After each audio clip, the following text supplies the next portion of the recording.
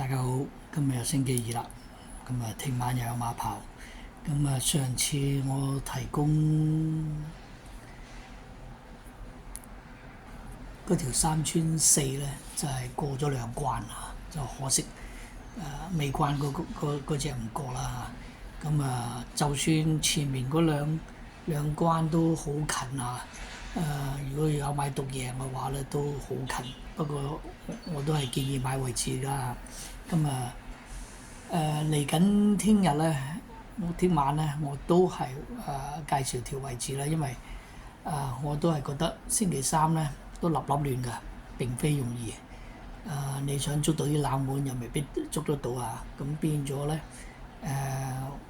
既然係有啲難度啦，不如都係去翻位置 Q 啦，唔係位置 Q 啊，就咁位置啊。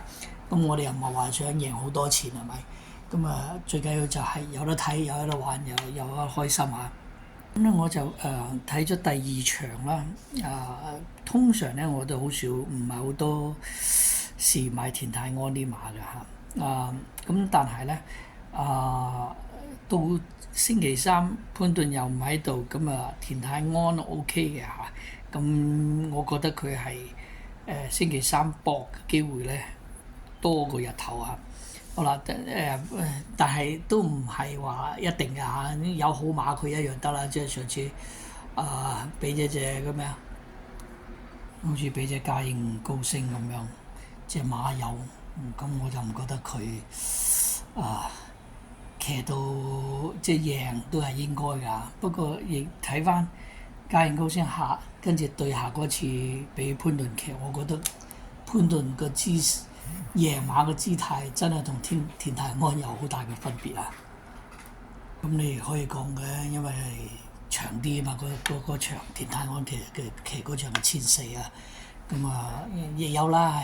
總之個人自己有自己嘅見解，亦有自己嘅睇法啊。唔緊要，最緊要就係咧，佢聽晚山城幫我贏翻個位置就得㗎啦嚇。我就揀咗第二場啦。就係11號嘅嚇。隻城中勇士咧，因為主要都係唔係田泰安啦嚇，都係深澤成啦嚇。我覺得呢隻馬咧已經係今季已經搏咗好幾次嘅，都冇辦法有2次第二。我估計佢應該都好大機會第一嘅。不過咧穩陣就梗係位置啦嚇。如果個客覺得認同話都好有機會 win 嘅，你哋可以揀，譬如揀呢個 win 再加埋個 pay， 咁多少少錢啦。萬一真係中咗 win 又可以收埋 pay， 咁你乘埋去下邊咧都 OK 㗎。跟住咧我就係揀咗第5場嘅顏色之王 OK。我覺得呢隻馬咧都幾高下嘅嚇。個位置應該就喺度㗎啦，win 亦有機會㗎嚇。但係穩陣就位置啦，再講嚇。跟住就到尾場第9場啦，金峰星星啊，金湖星星啊嘅。呢隻馬咧就蔡約翰啦。我覺得蔡約翰真係會搏㗎嚇，嗰個冠軍練馬師。呢隻馬咧上次已經係輸3/4，上次都應該都係去搏。係咪有意外啊？定係點啊？都唔緊要 ，OK。我覺得要入個位置唔難啊。win 埋都有可能啊。所以3隻我揀咧都有機會係 win 嘅。雖然咧賠率就唔係好分㗎啦嚇。因為都係大熱門啊。但係我覺得就穩陣。如果買位置就機會率就係三串4咧，就係好大機會收錢㗎啦。就40蚊。